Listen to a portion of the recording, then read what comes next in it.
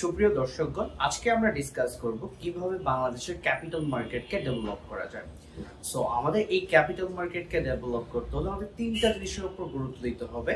Number one, আমাদের regulatory system যেটা আছে এইটাকে ঠিক করতে হবে। নাম্বার টু, আমাদের যে ডিমান্ড সাইডটা আছে, দ্যাট মিনস যারা বায়ার বা ক্যাপিটাল মার্কেটে যেখান থেকে ডিমান্ডটা ক্রিয়েট হয় ওই ডিমান্ড সাইডটাকে ঠিক করতে হবে। এবং নাম্বার থ্রি হচ্ছে আমাদের সাপ্লাই সাইডটাকে ঠিক করতে হবে। দ্যাট মিনস যেই ধরনের কর্পোরেটগুলো লিস্টিং হচ্ছে বা ক্যাপিটাল রেজ করছে তাদের মধ্যে একটা সাপ্লাই ক্রিয়েট করতে হবে, তাহলে আমরা কিন্তু আমাদের ক্যাপিটাল মার্কেটটাকে ডেভেলপ করতে পারবো। এখন আসুন আমরা ডিসকাস করব কিভাবে এই তিনটা ফ্যাক্টরকে ভালো করে ডেভেলপ করা যায় বা সাস্টেনেবল ভাবে ডেভেলপ করা যায়। আমরা দেখি আমাদের ক্যাপিটাল মার্কেট একবার অনেক দ্রুত উঠে আবার অনেক ফল করে, এখানে আমাদের রিস্ক টা অনেক বেশি আমাদের এই ক্যাপিটাল মার্কেটে। সো এই পয়েন্টগুলোকে কিভাবে সলভ করা যায়, আমরা যদি তিনটা মেইন পয়েন্টের ভিত্তিতে যদি আমরা কয়েকটা সাব পয়েন্ট নিয়ে ডিসকাস করি, আই থিঙ্ক এইটা খুব দ্রুত সলভ করা সম্ভব। নাম্বার ওয়ান যে ইস্যুটা আমাদের এইখানে প্রবলেম রয়েছে সেটা হচ্ছে আমাদের এখানে কিন্তু আপনারা যদি দেখেন গত যে ফ্যাসিস্ট রেজিম ছিল ওই রেজিমে কিন্তু কি হয়েছে, আমাদের এখানে অনেক বেশি প্রবলেম ক্রিয়েট করা হয়েছে ডিমান্ড সাইডটাতে। আপনারা দেখেন এখানে হিরোর মতো মানুষদেরকে কন্টিনিউয়াসলি ইনসাইডার ট্রেডিং এবং সিরিয়াল ট্রেডিং করতে দেওয়া হয়েছে। আমি শুধু হিরোকে বলছি, এরকম একটা হিরো না, আমরা জামান এর নাম শুনেছি যিনি বেক্সিমকোর সাথে কানেক্টেড, আমরা সাইদুর রহমানের নাম শুনেছি যিনিও অনেক হাইলি কানেক্টেড, বিজানের নাম শুনেছি, এরকম অনেকগুলো কিছু সিম্পল ইনভেস্টর ছিল যাদেরকে দিয়ে কমিশন সরাসরি সিরিয়াল ট্রেডিং করিয়েছে বা ইনসাইডার ট্রেডিংও করিয়েছে এবং কোম্পানিগুলোর যোগ সাজেশে এইগুলোর প্রাইস অনেক বেশি বাড়িয়ে নিয়েছে। আমরা এগুলো অনেক এক্সাম্পল দিতে পারবো, লাইক ফরচুন, লাইক জেনেক্স বা এরকম আরো অনেক কোম্পানি, ইভেন বেক্সিমকো লিমিটেডও কিন্তু আমরা এরকম একটা অবস্থা দেখেছি। এরপর আমাদের যেই জিনিসটা ঠিক করতে হবে, মার্কেট সার্ভিলেন্সটাকে প্রপার ইউটিলাইজ করতে হবে। আমরা জানি এইখানে দেখছি যে আমি যেই ট্রেড করছি এটার ডেটা আরেকজন নিয়ে যাচ্ছে, সিডিবিএল এর ডেটা পাবলিশ হয়ে যাচ্ছে, এই জিনিসগুলোকে কিন্তু আপনার মেনটেন করতে হবে। আমাদের এখানে যে মার্জিন রুলটা আছে যেটা হচ্ছে আপনার 40p পর্যন্ত হচ্ছে আপনার কি দেওয়া হচ্ছে, মার্জিন দেওয়া হচ্ছে এবং স্মল ক্যাপ কোম্পানিগুলোতে দেওয়া হচ্ছে, যার কারণে ম্যানিপুলেশন বেড়ে যাচ্ছে। আমাদের এখানে যে মার্জিন ক্যাটাগরিটা এটাকে চেঞ্জ করতে হবে। এখানে আমাদের লো ক্যাপ, স্মল ক্যাপ এমন হচ্ছে আপনার মিড ক্যাপ, লার্জ ক্যাপ এভাবে ডিভাইড করে ওইখানে ক্লাসিফাই করতে হবে। তারপর হচ্ছে আপনার আমাদের যেটা করা উচিত, ভোলাটিলিটির উপর খেয়াল রাখতে হবে। তারপর হচ্ছে আমাদের এইখানে ট্রেডিংটার দিকে খেয়াল রাখতে হবে, লিকুইডিটি দেখতে হবে। এই সবগুলো ক্রাইটেরিয়া দেখে প্রপারলি একটা মার্জিন রুল বানাতে হবে, আদারওয়াইজ কিন্তু এই প্রবলেমটা সলভ হবে না। এছাড়া আমরা যদি শর্ট সেলের ব্যবস্থা না করি তাহলে কিন্তু আমাদের মার্কেট এফিশিয়েন্ট হবে না। লেটস সে আমি জানি বেক্সিমকো লিমিটেড ওভার প্রাইস, কিন্তু আমি সেল করতে পারছি না, এই কারণে মার্কেট কিন্তু ইনএফিশিয়েন্ট হয়ে যায়। যখন প্রাইস বাড়ে মানে এইটাকে শুধু বাড়তেই থাকে। সেম গোজ টু আমরা সোনালী পেপার, সেম গোজ টু আপনার জেনেক্স, আমরা কিন্তু ওই সময় কি করতে পারি নাই, বা সিপাল, এগুলোতে আমরা শর্ট সেল করতে পারি নাই, যেটা হচ্ছে মার্কেটের একটা ইনএফিসিয়েন্সি একটা বড় কারণ। এছাড়া আমাদের যে জিনিসটা সলভ করতে হবে, রেগুলেটরি দিক থেকে কোনোভাবে ইন্টারভেইন করা যাবে না, লাইক ফ্লোর প্রাইস দেওয়া যাবে না, 3% সার্কিট দেওয়া যাবে না, এখানে সিমেট্রিক্যাল সার্কিট রাখতে হবে। আপনার যদি 10% আপ হয় তাহলে 10% ডাউনও আপনাকে দিতে হবে। কোনো ধরনের ফ্লোর প্রাইস বা এই ধরনের কোনো প্রবলেম সামনে ক্রিয়েট করা যাবে না, তাহলে কিন্তু আমরা কি করতে পারবো না, আমরা এখানে ইনভেস্টরদেরকে অ্যাট্রাক্ট করতে পারবো না। যেহেতু লিকুইডিটি নেই, আপনি কিভাবে ইনভেস্টরদেরকে অ্যাট্রাক্ট করবেন? আপনার এখানে ফরেন ইনভেস্টরদেরকে অ্যাট্রাক্ট করতে হলে আপনার পলিসি কনসিস্টেন্সি থাকতে হবে। আপনি আজকে এটা করবেন তো কালকে ওটা করবেন, এইভাবে কোনো পলিসি চেঞ্জ করা যাবে না। এখানে একটা লং রান সাস্টেনেবল পলিসি রাখতে হবে রেগুলেটরের পক্ষ থেকে। এছাড়া আমরা যেই বড় একটি পয়েন্ট নিয়ে কথা বলতে চাই, যে আমাদের ক্যাপিটাল মার্কেটকে যদি আমরা ডেভেলপ করতে চাই তাহলে কিন্তু আমাদের কি করতে হবে, আমাদের ডিমান্ড সাইডটাকে স্ট্রং করতে হবে। এখন ডিমান্ড সাইড আপনি কিভাবে স্ট্রং করবেন? আপনি যদি ইন্ডিয়ার মার্কেটেও যান, ওইখানে কিন্তু মেজর সবচেয়ে বড় যে ডিমান্ডটা ক্রিয়েট হয় সেটা হলো মিউচুয়াল ফান্ড থেকে। আপনি ইন্ডিয়ার একটা ছোট বাচ্চাকে জিজ্ঞাসা করলেও সে বলবে মিউচুয়াল ফান্ড চাহিয়ে।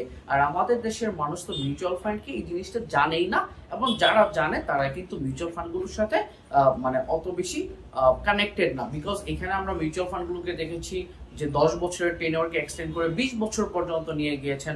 নাফিস শারাফাত এখানে একটা বড় ভূমিকা রেখেছেন। আমরা রেসকে দেখেছি, আমরা অ্যালার্ট গ্লোবালকে দেখেছি তাদের ফান্ডকে এক্সটেনশন করতে, যেটা আমাদের এখানে কনফিডেন্সকে কমিয়ে দিয়েছে। এই ধরনের এক্সটেনশন কমাতে হবে। আমরা দেখেছি স্ট্র্যাটেজিক ফাইন্যান্স বা হচ্ছে আপনার আরো কয়েকটি মিউচুয়াল ফান্ড টাকা চুরি করে নিয়ে গিয়েছে, এইগুলো করতে দেওয়া যাবে না। এগুলো রেগুলেটরি জিনিসগুলো মেনটেন করতে হবে। মিউচুয়াল ফান্ডকে আমাদের মধ্যে জনপ্রিয় করতে হবে। ভালো যে মিউচুয়াল ফান্ডগুলো আছে, যেমন হচ্ছে আমি বলতে পারি বিআইপিবি, এজ, সিডব্লিউটি বা হচ্ছে আইডিএলসি, এই শান্তা, এই ধরনের মিউচুয়াল ফান্ডগুলোকে আরো গ্রো করতে দিতে হবে এবং মানুষের কাছে আরো পরিচিত করে নিয়ে আসতে হবে। আমরা দেখেছি আইসিবি কে একটা ডাম্পিং জোন হিসাবে ক্রিয়েট করা হয়েছে। এরকম ডাম্পিং জোন যাতে আর ভবিষ্যতে ক্রিয়েট না করা হয় সেদিকেও আমাদের খেয়াল রাখতে হবে। এছাড়া আমাদের দেশে রুলস এবং রেগুলেশন অনুযায়ী কিছু প্রবলেম আছে, যেমন প্রভিডেন্ট ফান্ড চাইলেও তার 25%-এর উপর ক্যাপিটাল মার্কেটে ইনভেস্ট করতে পারে না। এই ধরনের প্রবলেমগুলো সলভ করা উচিত, কারণ এখানে লং টার্ম ইনভেস্টমেন্ট করবে প্রভিডেন্ট ফান্ড, তাকে কিভাবে আপনি এইভাবে কনস্ট্যান্ট দিয়ে আটকান। এছাড়া আমাদের লাইফ ইন্স্যুরেন্স কোম্পানিগুলো গ্লোবালি কিন্তু ওরা একটা বড় ফান্ডে ইনভেস্ট করে থাকে, বাট আমাদের এখানে লাইফ ইন্স্যুরেন্স কোম্পানিগুলোর অনেক কোয়েশ্চেনেবল প্র্যাকটিস রয়ে গেছে। এগুলো সলভ না করতে পারলে এই ইন্ডাস্ট্রি যেমন গ্রো হবে না, তেমনিভাবে ক্যাপিটাল মার্কেটও ডেভেলপ করাটা অনেক টাফ হয়ে যাবে। গ্লোবালি আমরা দেখি সভরেন ওয়েলথ ফান্ড থাকে, বাট আমাদের আমরা যেহেতু দরিদ্র দেশ, আমাদের তো সভরেন ওয়েলথ ফান্ড থাকার কথা না। বাট গ্লোবালি যে সভরেন ওয়েলথ ফান্ড গুলো আছে ওইগুলোকে কিন্তু আমরা অ্যাট্রাক্ট করতে পারি পলিসি কনসিস্টেন্সি থ্রুতে। এছাড়া আমাদের যে জিনিসটা করতে হবে, আমাদের প্রাইভেট ইউনিভার্সিটি গুলো কিন্তু অনেক বড় বড় প্রাইভেট ইউনিভার্সিটি আছে, বাট ওইখানে কিন্তু আনফর্চুনেটলি কোনো এন্ডোমেন্ট ফান্ড নাই। এই ফান্ডগুলোকে আপনাকে অ্যাট্রাক্টিভ করতে হবে এবং ওইখানেও কিন্তু আপনার প্রপার ট্যাক্সেশনের ইস্যুগুলো নিয়ে আসতে হবে। এছাড়া আমরা যেটা করতে পারি সেটা হচ্ছে আমাদের কিন্তু যেটা করতে হবে যে আমাদের অনেকগুলো ফাউন্ডেশন লাগবে, লাইক বড় বড় ফ্যামিলি বিজনেস যারা আছে they can build a foundation and for মানে ওই ফাউন্ডেশন থেকে ইনভেস্টমেন্ট আসতে হবে। তাহলে আমরা আমাদের ডিমান্ড সাইডটাকে স্ট্রং করতে হবে। এবং সর্বোপরি যে ইনভেস্টমেন্ট আমাদের দরকার ফরেন ইনভেস্টমেন্ট, এবং ফরেন ইনভেস্টমেন্টের জন্য আপনাকে পলিসি কনসিস্টেন্সি লাগবে।